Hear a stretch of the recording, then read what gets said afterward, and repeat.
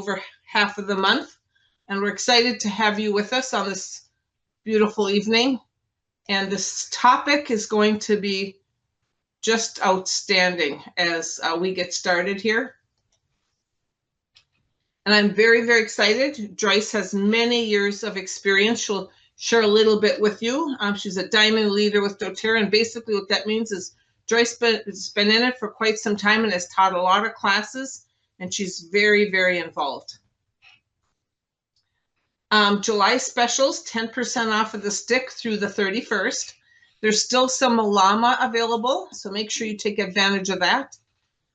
And the Woodland Trio and Car Clip Diffuser is absolutely great to have as we come with the doors or windows closed this fall. Great one to have with you and bringing those amazing aromas into your car. And through Friday, a limit of 5 per order per product. So you can get 5 of every one that's on there, to be honest, not 5 total, 5 double foaming hand soap, 5 every single thing, and up to 30% off. Please share this with folks and really help them have a healthier fall, because our health is our wealth. For VIP, and what VIP basically means is that somebody has been a wellness advocate or a wholesale customer for 13 months, meaning that they are at the 30% status. And that went into effect on Monday, where you can have exclusive VIP sale. You can do a Harvest Spice as a standalone, a Vanilla Chai as a standalone, or Harvest Spice in a pilot, and a Vanilla Chai and a diffuser. I have mixed those two, and they are fantastic. So if you want to get one of each, that's probably not a bad idea. And a limit of 4, and they're going to be available to everyone else come August 1st. Upcoming classes, I'm very, very excited to share the August as well. Next week, Alicia, she's a functional practitioner, is going to be talking about the foundational wellness, which we all know is the foundation to everything. And Dr. Jeff Essen, thyroid, adrenals, I'll tell you, pituitary. Who isn't affected by some of this? Increasing your coping capacities with PJ Hanks. Dr. Caitlin, back to school, back to health, tips for keeping your kids and family strong all year. And then Dr. Laura is supportive pelvic health with essential oils. So I'm just excited. We got some new presenters and definitely some new topics to get started. I'm going to stop sharing. Very, very, very excited to have with us Joyce Day. She's a certified personal trainer. She's a level 3 melt instructor, a block therapy instructor, and very, very soon she's going to be a massage therapist. So without further ado, I'm going to stop sharing and have Joyce jump in.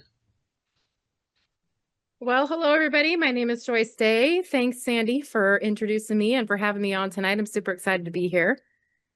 And I'm really excited to, dive into this topic around the nervous system. I'm working on a certification for how this all ties into addiction and trauma, and also a technique called focusing or felt sense. We're going to talk about that tonight. I haven't quite wrapped up that certification, but I do have training in the topic that we're going to be talking about tonight. I think one of the coolest things about these weekly calls is that it's not just here's peppermint and here's some things you can do with peppermint, or, it's not just oils focused. It's about looking at those frustrating situations we have going in our lives, and then how can we bring oils into that, but also that we can address these issues in lots of different ways, and that's what we're going to talk about tonight. So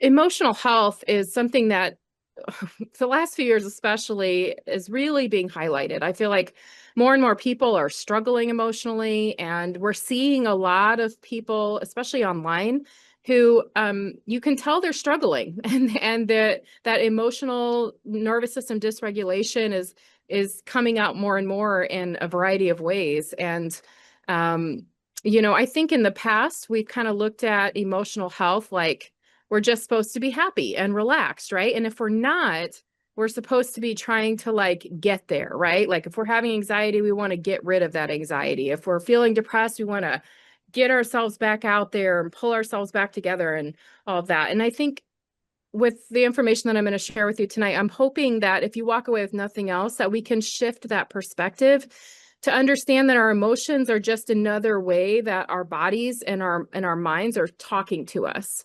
And that it's not about just getting rid of these things. It's about using the emotion to kind of understand more about what's going on with us. So let's just dive into it.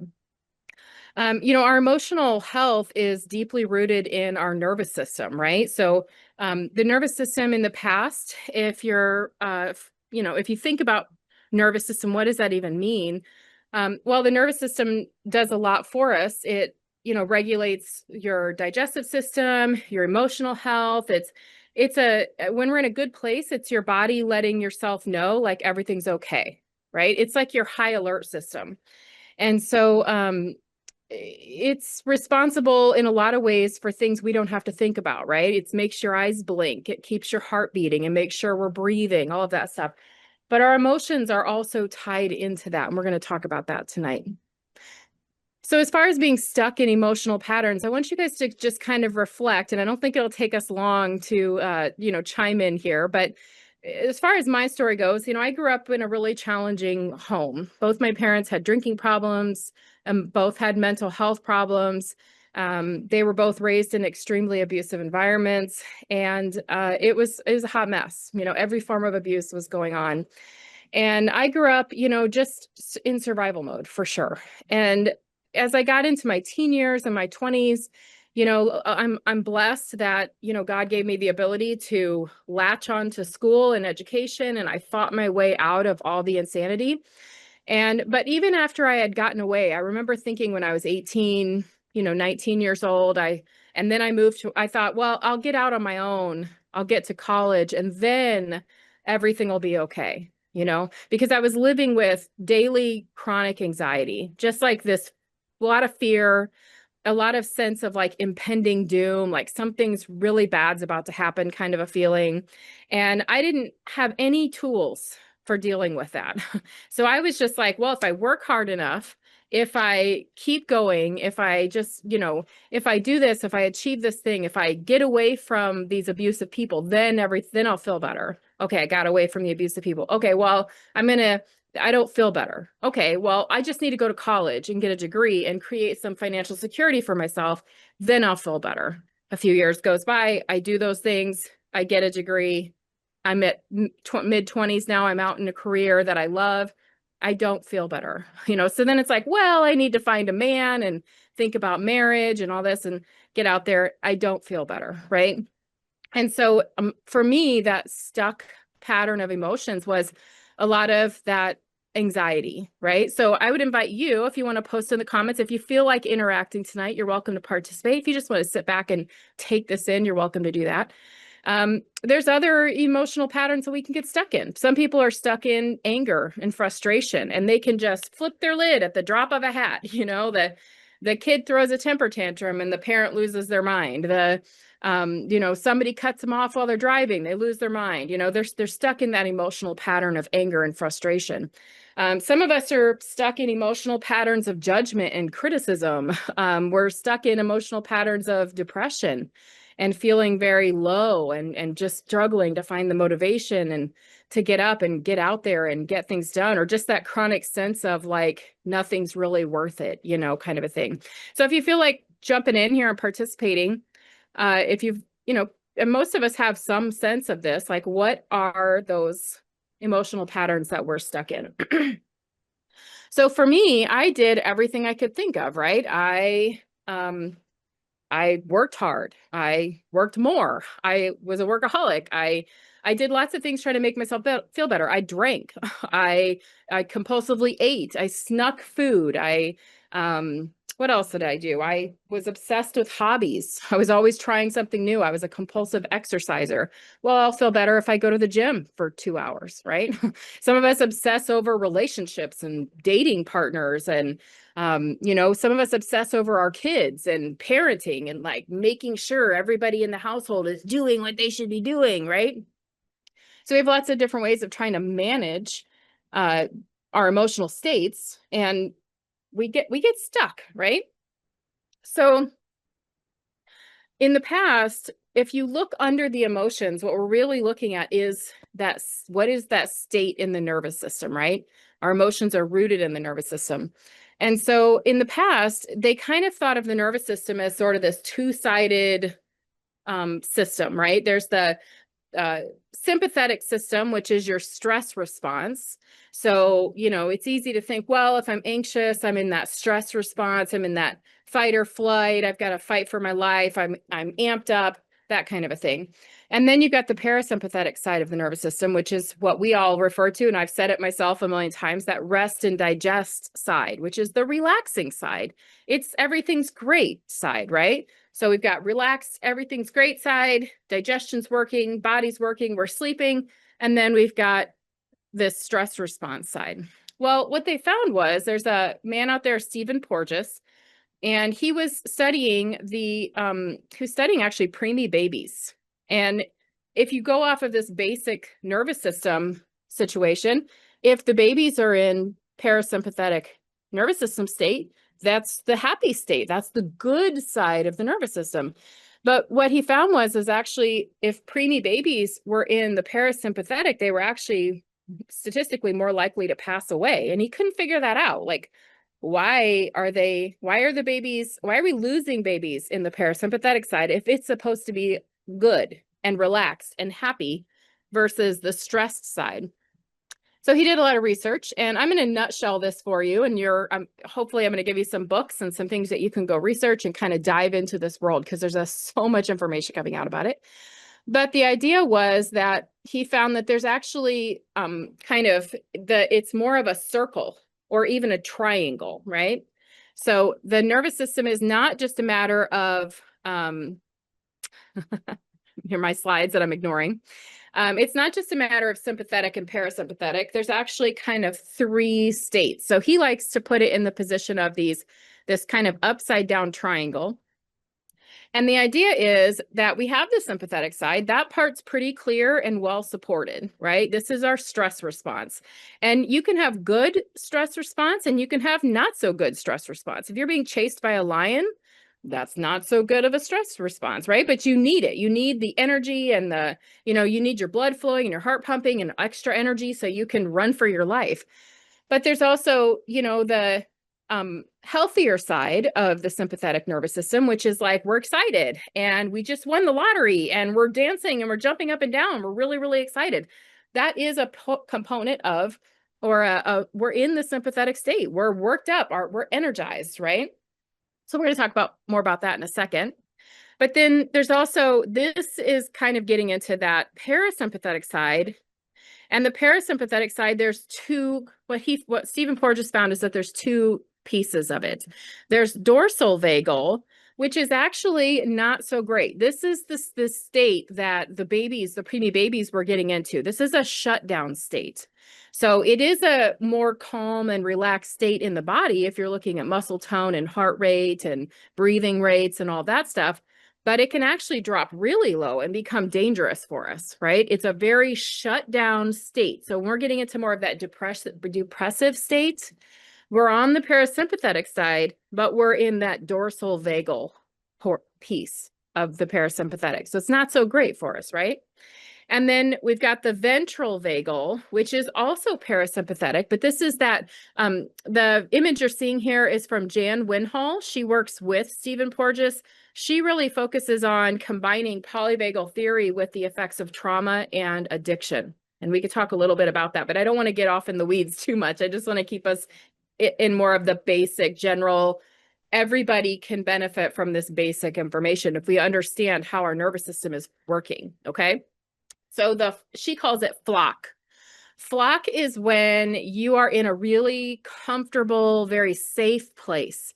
So maybe you're hosting a family get together at your house and your favorite people are there and you haven't seen them in a while and you're just so happy and there's flow and everybody's having a good time and you're just super grateful and feeling really good. That's flock.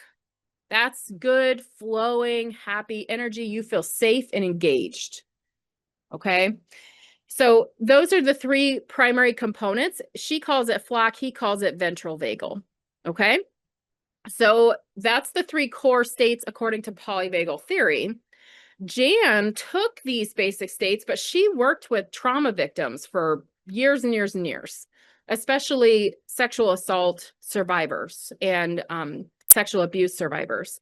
And so she's actually expanded on his work, and I think it's worthwhile to look at here. She talks about there's actually some blended states. So you've got your three core states, your sympathetic fight or flight stress. You've got the fawn or the dorsal vagal, and then you've got your flock. Well, she found that there's actually these blended states going on in between. We're not just going to hang out in those three core places, right? And so she has a couple of them here. This is fixate, freeze, fawn. This is halfway between the stress response, the activated, energized place, and the dorsal, shut down, low energy, really struggling, don't want to get off the couch place. And what she found was that people that were trauma survivors, we can't stay typically in those two states for very long. Dorsal vagal and sympathetic, or that stress response, is very high energy. And our nervous system doesn't like it. So it will pull it, it'll use things. It'll use some of our quote unquote bad behaviors, right? Like what kind of things do we do when we're not in a good place emotionally? We smoke, we overeat, we spend money we don't have, we get into relationship problems, we zone out and go into hyper focusing on videos, we binge watch TV. You guys can fill in the blanks with the things that make sense for you, right? And so what she found is we will pull ourselves out of this depressed dorsal vagal side and into this fixate, freeze, fawn place. Or if we've been stressed for too long, we will, and we've been in that sympathetic place, we'll pull ourselves into this place as well. So you can go back and forth from these states. Fixate, freeze, and fawn. Fixate is where you're like obsessed about something. You're like avoiding life by focusing really, really hard on something else, right? Relationships, addictions, we're getting a fix, we're getting a hit, we're trying to feel a little bit better because we've been in these two states for too long. Freeze is just what it sounds like. It's that kind of, we're frozen, right? We're still kind of, we're not totally dorsal, we're not shut down, but we're kind of paralyzed. And this is where, if you're, around with doTERRA, or if you have your own business, we kind of get frozen where we know we should be doing, but we're just not doing it. And then fawn is where we kind of like, we try to like get quiet, we get small, we try to make everybody happy around us to try to give ourselves a little bit of a break. Fawning is like you're trying to people please and make everybody happy, right? And then, so that's kind of a not great place, right? This is definitely on that higher end of the circle here where we are, our nervous system is struggling. All right, we're going to get through this part of it and get into the more practical side in just a minute, but I want you guys to understand this because it's super, super valuable. It will help you understand yourself better, I promise. So stick with me, okay? So that's the fixate, freeze, fawn. It's between the sympathetic side and the dorsal vagal side. Then we've got this flow place. This is more positive energy place. We're still kind of relaxed. We're in that lower energy side of things. It's the parasympathetic side, but we're feeling the groove, right? Like this is when you have been trying to work on a project and you get yourself to sit down and now you're in the flow. Maybe you're a writer and all of a sudden everything's right. You're writing and everything's coming out and the pen is moving and everything's great. You're flowing, right? But it's a little more low energy. You're kind of working, you're not amped up. You're kind of lower energy, but you're in a better place.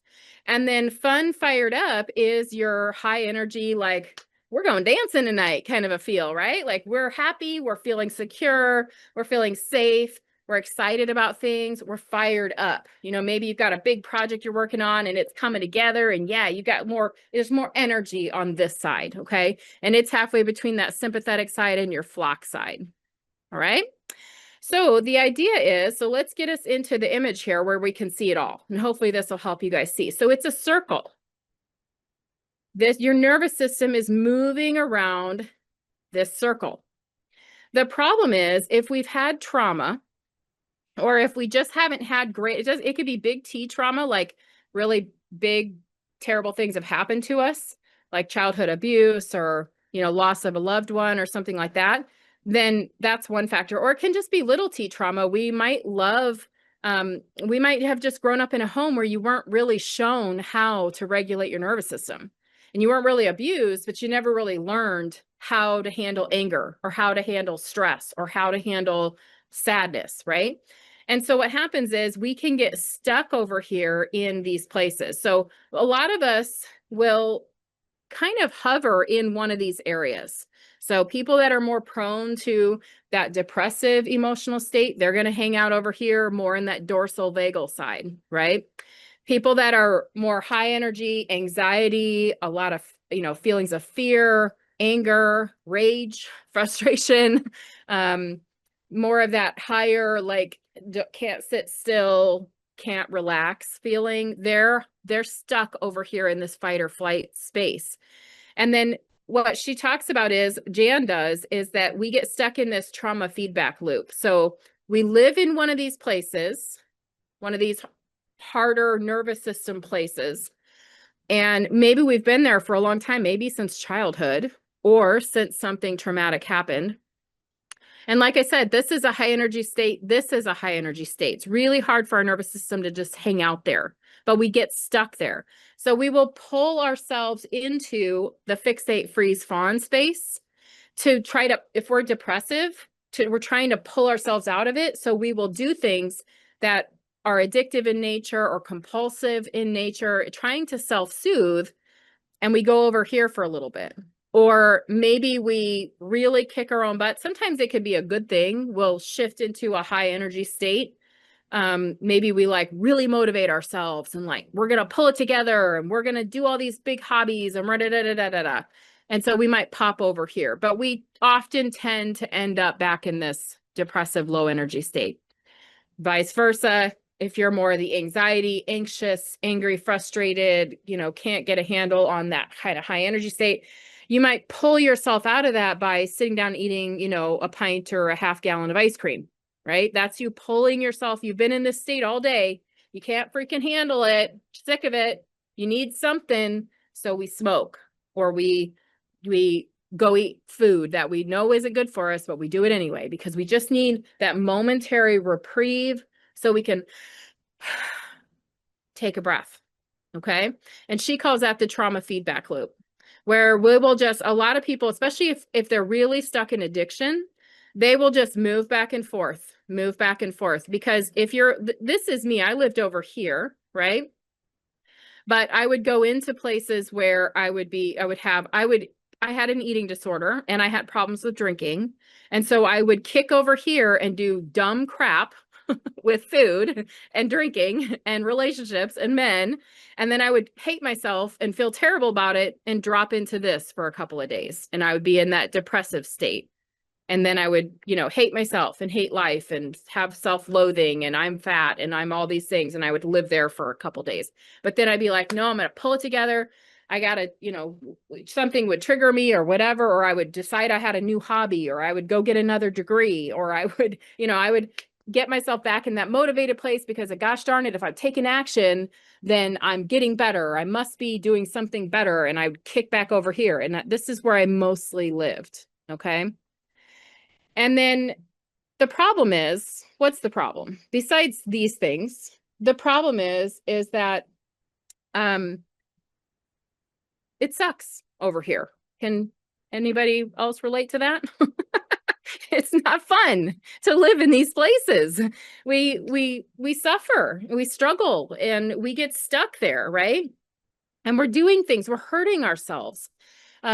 Jan says we hurt ourselves in the short term or in the long term so we can feel better for some period of time in the short term, right? We hurt ourselves in the long term with these behaviors because we're trying to feel better in the short term.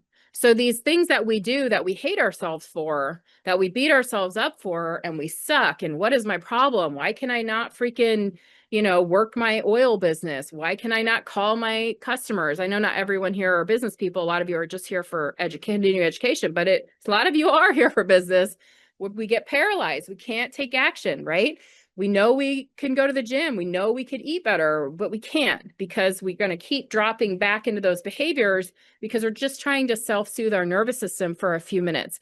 And when I got this, you guys, I was able to finally start to have some compassion for myself that, oh, I'm not just a weak piece of crap who keeps doing dumb crap with food, right? No, I'm actually a traumatized person who's in a constant state of stress or paralyzing anxiety. And I'm trying to find something to make me feel better. And I'm turning to food or spending money I don't have or getting involved with, men who were never going to make me feel safe, but somehow I convinced myself in the moment that they would, right?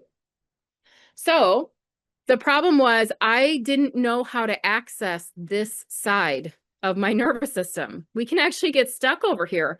I didn't know what safety felt like. And really what it boils down to with your nervous system is it's a process called neuroception. And it's a component of our nervous system that's constantly looking for safety. Where and how what's going to make us feel safe? Okay. And neuroception is your body scanning all the time, your environment, your relationships, trying to figure out, am I safe? And for some of us, we were never safe and we have never been safe and we have no idea what safety feels like. So we can't access this side very easily, if at all. And that was what was true for me. So what we want to do is first of all, just starting to look at what are our emotional patterns. I mean, half the time we are focused on why our emotional patterns make us bad. And we're judging and criticizing and hating ourselves for it. So we just want to pick that up and set that over there. Okay, that's not helpful at all. That's not how the nervous system works. It's really about starting to get curious about what's really going on with us and where do we live on this scale. And I thought I actually lived over here for a long time. When I first did all these courses and I was diving into this, because I had problems with dissociation when I was younger, I felt very numbed out, especially with food and drinking and everything. I thought I was mostly living in a fold collapse state. But what I want to invite you to think about is that there are physical sensations in your body associated with these states, these core states. And so I would invite you to get curious and to start practicing each day, just taking a few moments here and there, and you won't think of it all the time. So whenever you can think about it, feel into your body. And the way that it was shared with me that immediately made me start crying was she said, okay, well, how do you feel in your body on a regular basis? And so for me, anxiety is very physical. I feel like I can't breathe. I feel very tense. There's a sense of shakiness or trembliness when I'm in high anxiety. There's a lot of clenching and holding, that kind of thing. And those feelings are more associated with fight or flight. And so when I was working with this was a therapist that I was doing a makeup session with, and I went into it thinking, oh, I live over here, blah, blah. I go over here and do addiction stuff. And then we did the session and she's like, no, you live over here, my friend. This is your chronic state of being. You're in a constant state of fight or flight. You pull yourself out using food and sugar and junk food and addictives, hiding and sneaking food because we didn't have food when we were growing up. So if I had food, I had to sneak it, hide it, and eat it fast. So I would engage in those behaviors because it made me feel better in the moment, right? Then I would hate myself and I would drop into the dorsal vagal side, right? So it was eye-opening for me. So I would invite you, don't assume that you know where you're at. This is high tension, lots of tight muscles, restricted breathing, clenching the jaw, not being able to sleep, anxious, what you would associate with anxious feelings, okay? And then the dorsal vagal is very low energy, can't get up off the couch, can't hardly make yourself a food, or if you do, it's, you're binging or something. That's you pulling yourself up here. That sort of thing. Very low energy, very unmotivated. Everything seems pointless and hopeless, kind of a sense.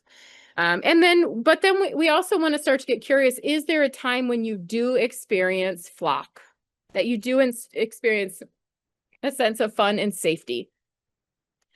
The only time I felt fun and I don't know if safe was the right word, but social, like safely social, was when I was drinking. That's why I drank. I could have fun and feel like I was normal when I drank. Okay. Now, obviously, there's a lot of consequences associated with that. Now it's a painful lesson to learn. And I haven't drank now in 18 years, and I don't plan to drink again. So, but when you have this lens and you can look at your behaviors now, but also look back at your behaviors in the past, for me, it helped me to find a lot of compassion for myself. It would help me to see how I was a traumatized child, and these were the only tools that I had to try to make myself feel better. Okay. And so you get to do that same thing. So you could screenshot this graphic. And I just want you guys can see it's credited to Jan Winhall. This is clearly not my work. And I want you to notice that there's an empowerment feedback loop down here too. So when we do the work to identify safety in our body, and it's not mental safety. Okay, I want to make sure I stress that. When we're feeling this, I'm talking about bodily sense of stress, physical symptoms of fight or flight. What do you experience? It's going to be a little different for everybody. So you got to get curious and feel into your body and see what that feels like. When you're in fold or collapse, what are the physical symptoms that you're feeling and experiencing? When you're in safe social setting, what are the physical symptoms that you feel of safety? A loosening of my belly, a sense of relaxation and of joy, a sense of physically, like you want to actually see if you can label the physical sensations of what safety feels like. Okay. For me, in doing focusing, which we're going to talk about in a few minutes, one of the physical senses of safety that came up for me personally was the sense of putting a hand on my face. And so I know that's silly. It probably will seem silly to some of you, but I never had that. And what's really funny is I have a 13-year-old and I do it for her. It's one of the ways I show love for her. I'll slide my hand down and she'll lean her face into my hand.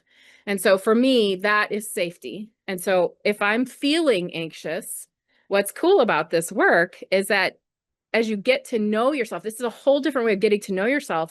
We can bring a sense of safety to ourselves in stressful situations. Okay. And so that's what we're going to get into next is how do we identify safety? How do we cultivate safety for ourselves? Okay. So one of the most important, can't say it enough. There's this whole thing that's happening in the wellness world where there's a few people that I'm starting to hear more and more from, and they're talking about the nervous system and how we're so hyper focused on the check boxes of wellness. I took my vitamins. I walked today. What are the things that you do to stay healthy, right? It's all this checklist type stuff. But our health is deeply affected by the state of our nervous system. And if we're not getting to a place of safety on a regular basis, even during stressful times, our bodies, when we're in a fight or flight state, we lose 50% of our energy that should be going to digestion is being diverted to managing your stress state. So I've had a history of small intestinal bacterial overgrowth, all kinds of gut health problems, H. pylori overgrowth in my stomach, nervous system problems. I'm not absorbing B vitamins. I mean, the list goes on for physical health stuff. And I have gone through years of health stuff. Practice. I mean, the money I've spent on supplements is out of this world. I could probably put a child through college with that money or close, at least a year's worth, right? The scans and the tests and all of it. I've spent so much money and I did everything right. Like I was eating right. I did everything they told me to do. And I was listening to this podcast. About 2 years ago, I finally got into this space where I was starting to look at people that have experienced trauma have way higher percentages of developing health problems because we've been in a chronic state of stress. Our body is constantly working harder than it needs to. So I was listening to this podcast and he's like talking about clearing H. pylori and fixing your gut health and da da da da. And he's going down the checklist. I'm like, I do that. I do that. I do that. I do that. I hired the guy. I paid him. I worked with him as a coach. I've taken every supplement he's ever said. I've done everything he's ever talked about. And he gets to the very end of the podcast and I'm like, geez, what is the freaking problem here? It's like I start to get better and then one tiny slip and I'm right back where I was. And at the end of the video, he said, now I have to make sure I mention if you are in a constant state of stress, if you have a very stressful life, or if you just have a history of chronic stress, you could do all these things perfectly and you're still going to struggle because you're losing 50% of the energy to heal yourself is going to managing your stress. So if you don't address your nervous system and calm yourself down, you may never really heal, right? So that's my journey now moving forward, is addressing my nervous system first and then still doing the things I need to take care of my health. But heck, I used to the health things I was doing, they caused me stress, right?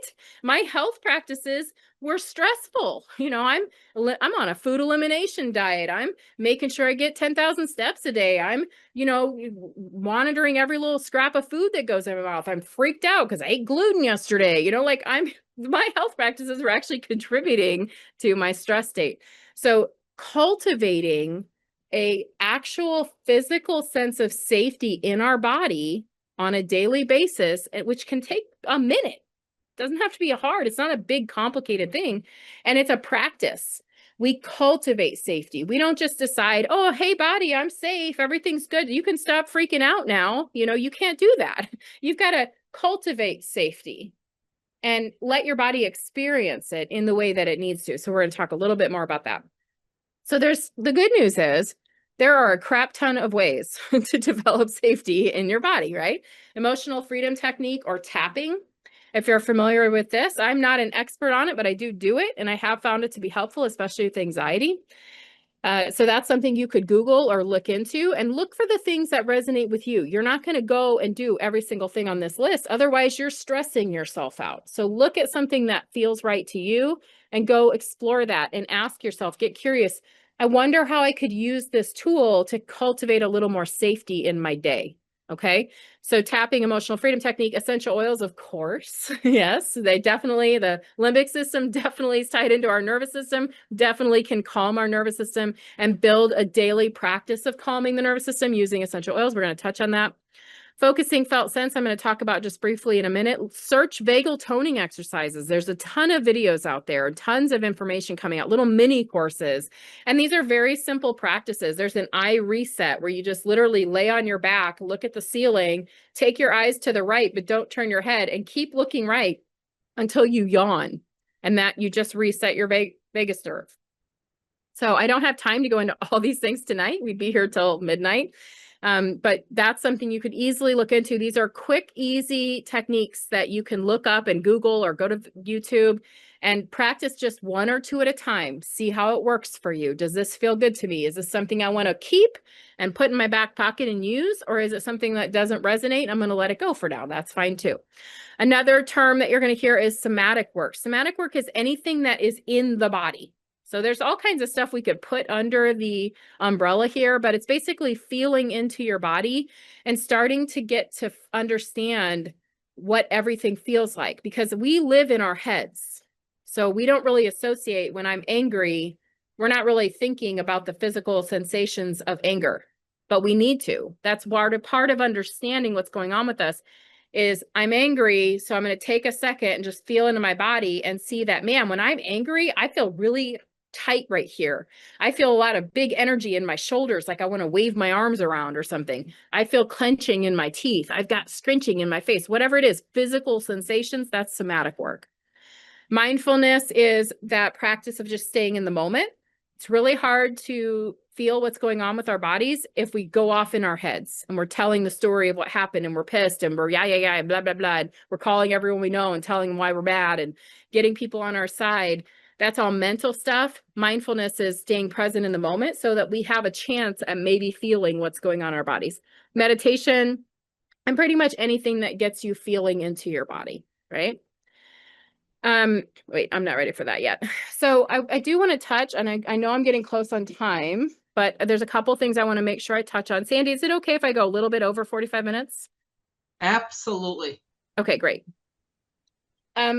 Focusing is a technique. It's also referred to as felt sense. It was developed by Eugene Gendlin in Chicago, actually. He was a professor, psychologist, I think, and he studied people in therapy. And he was curious, why do some people go to therapy and get better and have amazing results, and some people go to therapy and it doesn't help them at all? And so him and his students, they watched thousands and thousands of hours of therapy sessions. And they thought it must be the therapist. They were hoping to find some like universal techniques that the therapists were doing that made the patients get better. So they watched like 20,000 hours of videos looking for these magic tools that the therapist had, and they didn't find any. So they're like, well, that's weird. I wonder if the clients are doing something. Maybe they're doing something that that's what's making it better. So they rewatched the 20,000 hours or whatever it was, and they watched the clients this time. And what they found was the people that went into therapy, and as they're in a session, they're feeling into their bodies as they're talking, and they're like connecting with their body and trying to explain, like, when I am struggling with this situation, I feel very blah, blah, blah, blah, blah. And they would kind of bring their bodies into it, not on purpose. They were just naturally doing it. Those people got better, statistically significant improvements in their mental health. People that just stayed in their heads and talked about their problems didn't tend to get better. So bringing our bodies into therapeutic situations actually helps us to heal, right? So he says, I didn't discover this. A lot of us already do it naturally. And these clients, they do it. So he just coined the term focusing or felt sense. And he created a 6-step process to kind of help people that don't naturally do it learn how to do it. So we're going to play with this tonight. If you guys want to jump in with me, it's kind of a cool thing. I also think it'll help you understand a little bit more about this idea behind polyvagal theory and feeling safe and not feeling safe, right? Yeah, babies and toddlers do it naturally. It's like you have a toddler and you're in a group of people and you're like, oh, go to Auntie Mima or something. And for whatever reason, little baby Susie is like, heck no, I ain't going to Auntie whatever. Like they don't feel safe. Their bodies are telling them, nope. But we lose that as we get older, right? So that's really cool, Dawn. That was a great point. So what we're going to do is I'll tell you what the 6 steps are. I'm going to give you some resources to go check this out yourself. I would still love to. I'm in massage school, so everything is just absolutely crazy this year, like literally crazy. But later this fall, I would like to do some group focusing sessions that we can work through this practice and to help you develop this skill. It is a skill. Anybody can learn it, and you can use it for the rest of your life to better understand what's really going on with you. And I'll tell you a story about that in a minute. The idea is, what I'd like you to do is I want you to imagine that you are going to bake something and you need a cup of sugar. Okay. So you're going to go to your neighbor who is a total jerk. You've had run-in after run-in with this person. They have snubbed you. They kicked your cat. They let their dog poop in your yard. They yelled at you last time you saw them. And but you need to borrow a cup of sugar. So you got to walk over to their front door. So I want you to put yourself in a situation. Imagine this is you. and you've got to walk to your neighbor and ask this total jerk for a cup of sugar. Are you with me? Give me a thumbs up if you're with me. Do you feel it? What's your body feel like right now? Give me some comments. Yuck. Sandy says yuck. Tense. Yeah, I'm not going. Nervous stomach. Yes, love it. No way. Anxious. So just take a second and see if you can like just lightly label, not like hardcore label, but just a little touch of what is that physical sensation? So for me, it's like this feels very congested and like I can't quite get a breath in. My stomach feels upset. Some of you are saying that. Heavy hearts. Lori's got the emoji. I love it. Anxious, hyper, tense. So part of focusing is chest tight, tense, hurt, is breathing changes. Love it. Okay. So you're just noticing those physical sensations that come up around the idea of having to deal with this person, right? So that's a felt sense. We do it all the time. Somebody at work is a total jerk and snubs us in meetings and makes us feel like crap. They're passive aggressive. Some of us, if we're a little more sensitive emotionally, we like a little bit of an empath kind of a thing. We can feel people that are being friendly, but something doesn't feel right, right? That's your felt sense. You have it. You already have it. Now I want you to imagine that you screw that guy. I'm not going to that neighbor, or maybe it's a girl. Now I'm going to go to the other neighbor. This neighbor is super sweet, watered your lawn for you while you were on vacation, happy to watch your dog, came over and brought you food when you were sick. Now you've got to go over and now you're going to borrow sugar from this neighbor. Let's say it's Sandy. Sandy, we're going to go borrow sugar from Sandy. How's everybody feel about borrowing a cup of sugar from Sandy? All those feelings go away, right? Sensations, everything relaxes down. Spidey sense. That's so cute. I'll be right there. Easy, right? We don't think twice about it. We feel safe about asking Sandy for a cup of sugar. So this is something that we can tune into, and that makes it easy to use an example like that. But we can use this for any situation we want. And so there's a 6-step practice where you can sit down and usually only do about 15 minutes. You can do it with a partner, and you don't even have to tell them what's going on with you. They just reflect back to you and help you to kind of work through the process. And I'll tell you a story, and then we'll talk about essential oils, and I'll stop talking. Let you ask questions. So if you've got questions, write it down, and you can ask me in a minute. So last year, my ex-husband, we were still together. He got invited to a wedding. Now I grew up in a very poor family, didn't have clothes. I hated going to special events. And then when I was in my 20s and 30s, well, mostly 20s, I had a ton of clothes, but I was always gaining weight and losing weight, gaining weight, losing weight. I had like 6 sizes in my closet at all times.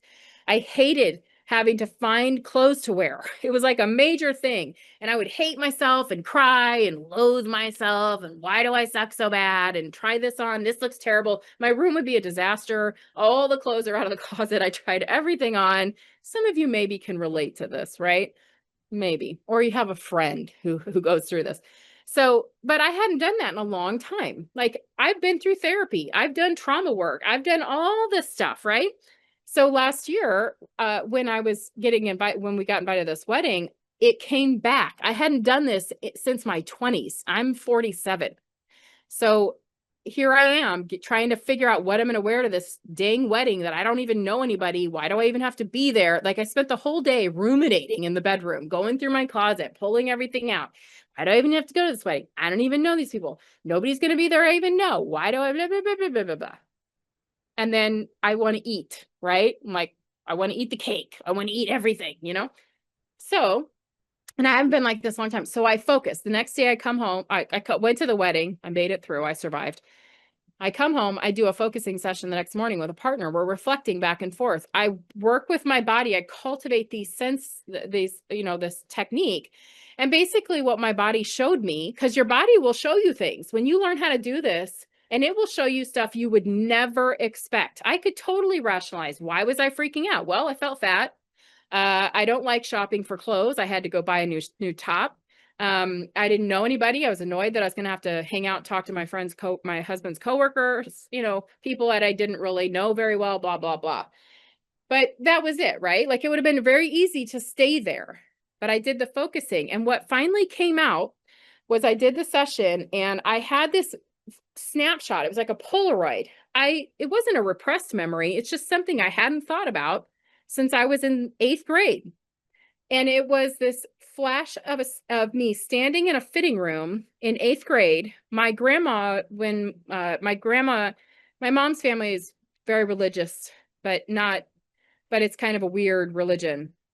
And she had taken my 2 older sisters for 8th grade. We didn't celebrate any holidays. So I never got taken anywhere. I never got new clothes, none of those things. But my grandma took my older 2 sisters when they graduated from 8th grade, bought them a really cute 80s polka dot dress with the big shoulder pads, and got their hair done and a little makeup and little black high heels and black, not tights, but what do you call those? Pantyhose. I wanted that. I wanted the polka dot dress with the big shoulder pads and the big poofy hair. I wanted it. I wanted the shopping trip with my grandma, and then she took them to lunch afterwards, right? Well, by the time it got to my turn, my family blew up. Both my parents were drunk. My grandma's family disowned me. She still took me to get the dress, but we went straight to JCPenney's. She picked a random jumpsuit. My body type, I do not look good in jumpsuits, my friends, at all. So she drags me into the fitting room, gives me this. It had big palm leaves all over it. She curled my bangs down. I didn't get the big shoulder pads. I hated this outfit. I felt ugly. And I remember, and this memory that came up in the moment was me looking in the mirror, and I see my eyes and I'm just full of rage. I'm so angry. Not only did I get gypped out of the whole experience, but I knew that when I went to that event, people were going to think that I thought I looked good because I never had new clothes. They were going to think that I picked that outfit, and it was an ugly outfit. And that's why I was so enraged. I got stuck with a crappy outfit that I then had to wear in public, and people were going to think that I thought I looked good, but I knew I didn't.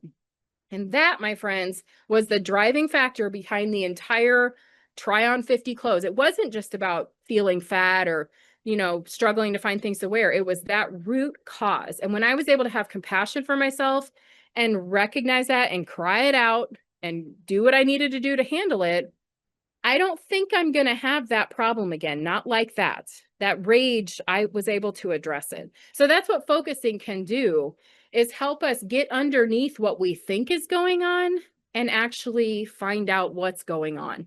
And so I would encourage you, write that down. He has a book called Focusing. It was written in the 70s. He's passed on now. You can also go to the Focusing Institute, the International Focusing Institute, and we'll get to that at the end.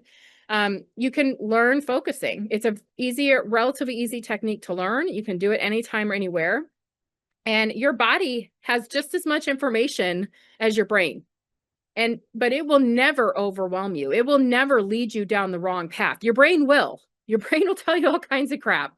You could run around in your head forever and have all kinds of thoughts, and half of them don't mean anything. But your body really does know what's going on, and it's just as much a part of you as your brain is, and it will communicate with you if you learn how to do it. And that's what focusing is, at least for me. So definitely check that out. But any of these things would be great for you. So make sure you take a screenshot of that if you haven't already, or look at the reporting. Okay, so essential oils, of course, we're going to talk about that because it's so easy, right? We're all oilers on here. So this is, I would give the credit to the Essential Emotions app, but really just remember, guys, that the emotions that or the essential oils that make you feel safe are going to be very specific to you. Okay. It's not just, oh, if it's not on this list, it's not going to work for you. Cedarwood's not on the list, but it's a great, or arbor vitae, really awesome grounding oils. Balance is not on the list, but that's a grounding oil. So find the oils that you can take a breath, put it on your chest, take a breath, and make a little ritual out of it, right? Anchor yourself to, I'm taking a moment consciously to create a sense of safety in my body, whatever that might look like right now. So I'm going to put a drop in my hands, rub my palms together, Make sure you're breathing it in off of your hands. I'm going to rub it on my chest. I'm going to take a few moments. And if you don't know what safety feels like in your body, imagine it. What would it feel like to feel safe right now? See if there's something I'm holding. A lot of times I'll find that I'm clenching my shoulders or my face, or I'm hunching forward. Well, I know safety is not going to feel like that. So I'll try to sit upright. I let my shoulders open. Maybe I don't want my hands on my chest. Maybe I want to put in my hands. Take a few moments, breathe. That's all it takes. And just it's the practice of finding a moment of safety on a daily basis. And you know, if you're really working on this, you might do it a couple times a day, right? So play with these oils, see what that works for you. In terms of generally calming your nervous system, taking oils internally, the Serenity soft gels or the Copaiba soft gels can be amazing. I've had a lot of people in my oils community who find that when they take Copaiba, especially soft gels before bed, not only do they sleep better, but their nervous system is calmer the whole next day. So if you haven't played with internal use and you're really struggling, another really great one for calming the nervous system internally is Melissa. I know that's a pricier oil, so if it's not in your budget, don't worry about it. Find a different one. But another gal I know, she was huge. She was breastfeeding for years. She had a bunch of kids and she couldn't take medications to help her with calming her nervous system and anxious feelings. And so she put 2 drops of Melissa in. And this is during back in the day when Melissa was out of stock for like 2 years. So she hoarded it. She bought like 8-10 bottles from a bunch of people. And she literally like portioned it out to herself during that time so that she could continue to breastfeed, but also manage her emotional health as well. So something to think about. The adaptive soft or adaptive capsules, another really great option. Some people have amazing response to that. So that's something else you can think of as well. Okay, I'm going to stop there. 7:57. Holy crap. We've got just a couple minutes. If anybody has any questions about what I've talked about, I kept it very general on purpose. Oh, Joyce, yep, when you're done, there you go. Great. Some books are for you and some websites. yeah. And I forgot to put Eugene Gendlin, Gen. I'll put it in the chat. Eugene Gendlin. I'll put it in the Canva file so that when she shares the PDF with you guys, you'll have it in there.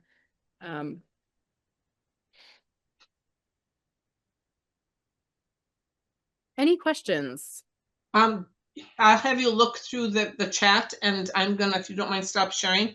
I will wrap up, and then we'll have the drawing, which is going to be a touch Shinrin-yoku, and I will share my screen.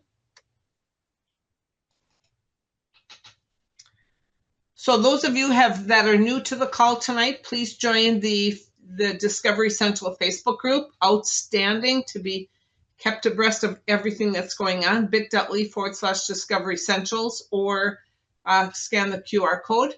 And then the email list, bit.ly/email list DE for Discovery Essentials. Before you register for tonight, make sure that you check your progress towards graduation.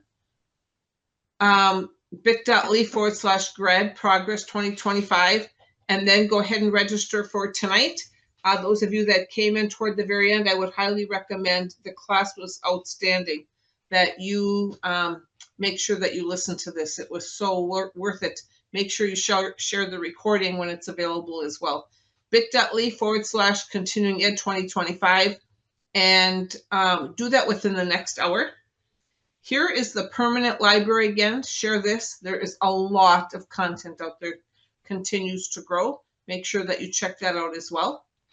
And then the teachable courses, the social media and essential oil certification. Those are the 2 classes that you can get $97 each for graduating after 10, or 2 of these. I would recommend grabbing these first, and then your 3rd graduation, definitely get some of your amazing emotional therapy essentials in your hands. 3 ways that folks can purchase: retail, wholesale, and above. Of course, everyone wants below wholesale, and here is how.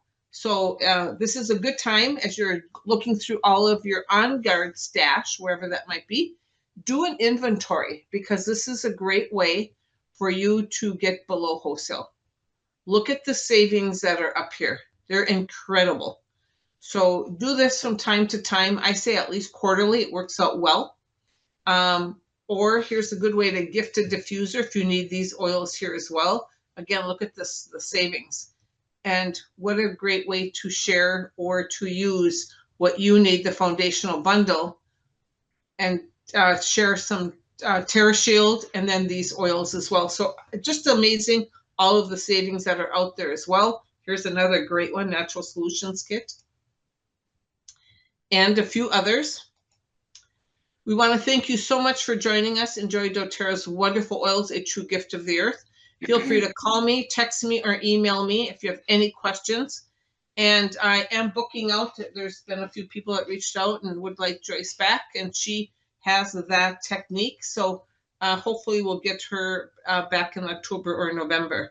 And thank you so much, everyone, for being on. I'm going to stop sharing. And Joyce, recording stopped. A number from 4 to 84.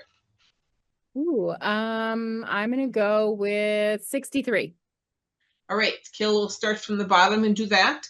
And then if you wouldn't mind, go ahead and answer any questions that came in. Okay, great. I don't see any questions at this point, just lots of comments. And, I just want to give love to all of us. I mean, it's not easy to be a human. It's not easy to be a person. And we all have trauma and hardship in our lives. And one of the things I know for myself that I've run into again and again is people tend to compare and then minimize their own stuff. So it's not about what anybody else has gone through. It's about your own stuff, and honoring your own pain and struggles. Dawn, you can find me at just Joyce Ann Day on Facebook, Ann with an E. Or I have a Facebook page called Haven by Practice Simple Wellness, Haven. But yeah, so I just, give yourself compassion, and, curiosity is the key here, is to get curious about yourself and your patterns, and having more compassion for ourselves and with other people as well. Now that I understand the nervous system piece, you can see people walking around all around us who their nervous systems are chronically dysregulated. They are in a constant state of fight or flight. You can almost label it, right? I can also see people pleasers in that kind of that centerpiece. They're doing what they can. It's a form of they talk about this with the polyvagal stuff. It's a form of what's that syndrome where people get kidnapped and then they end up like helping their kidnappers, and Stockholm syndrome. It's a form of Stockholm syndrome. And it's she calls it favoring others for survival. And it's basically like, we will actually appease the people that are abusing us. People pleasing is a mild form of this. It's like we're trying to keep ourselves safe by overdoing for everybody else, never telling people what we really think, keeping the peace, always going along with what everybody else is saying and doing. We don't stand up for ourselves because we're so dysregulated in our nervous system. We don't think we can handle the confrontation that would come up from those things, and we might be right. Right. So anyway, Joyce, there's a question here. Whenever I get stressed, my right shoulder injury flares up. Then I get stressed that my whole body hurts. Tips to get out of this cycle. Okay, well, that's a really good question. So the cool thing is, if you were here for my last talk on fascia, your fascia is it's a part of your nervous system. It's your peripheral nervous system. So when you have a chronic state in your nervous system of anxious feelings or tension or anger or frustration or whatever it is for you, we will grip and hold.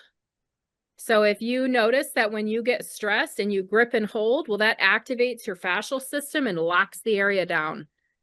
And so sometimes, and this is for everybody actually, if you get to a place where the idea of addressing the emotional side of things, like let's say you're dealing with anxiety, and the idea of sitting down and trying to actually work on the anxiety or talk about what happened feels totally overwhelming for you, the really nice part is You can work on your nervous system and the emotional part by coming in through the back way and working on your body. So when you do fascia work and help that area to relax down, you will calm your nervous system. So fascia work belongs on that list as well. If you want to go back and watch that recording, the melt method, block therapy, there's lots of different fascial techniques. Everything but fascia blasting. I'm not talking about that. You don't want to blast your fascia, okay? So don't do that. But melt method, block therapy, there's other fascial techniques out there. If you can calm and relax your body, you will calm and relax your nervous system. And you can practice building safety through the body instead of the mind. If it feels too hard to do it through the emotional piece, it doesn't all have to happen in your head. In fact, sometimes it's easier to work on your body. Calm yourself more, and then you might be more prepared to work on the emotional or mental side of your trauma. Thank you. Thanks for posting that. I do have a Facebook group. It is it's called Simple Habits for Stronger Health. And it's a little bit slow right now, but you're welcome to join it. I am finishing massage school. I graduate in 4 weeks, and I'm taking my licensure exam on August 6th. So all the love for that day for me, if you wouldn't mind. It's a hard exam. I've been studying my butt off. Over 600 muscles in the body. I have to know them all. So I will be getting very active in there once I get past that. Thank you, Katrina. I appreciate it. All right, guys. Well, if there are no more questions, if you come up with a question later, send it to Sandy. She'll get it back to me. And Sandy, thanks again for having me. I always love coming on here. Thank you, Joyce. And everyone, please unmute.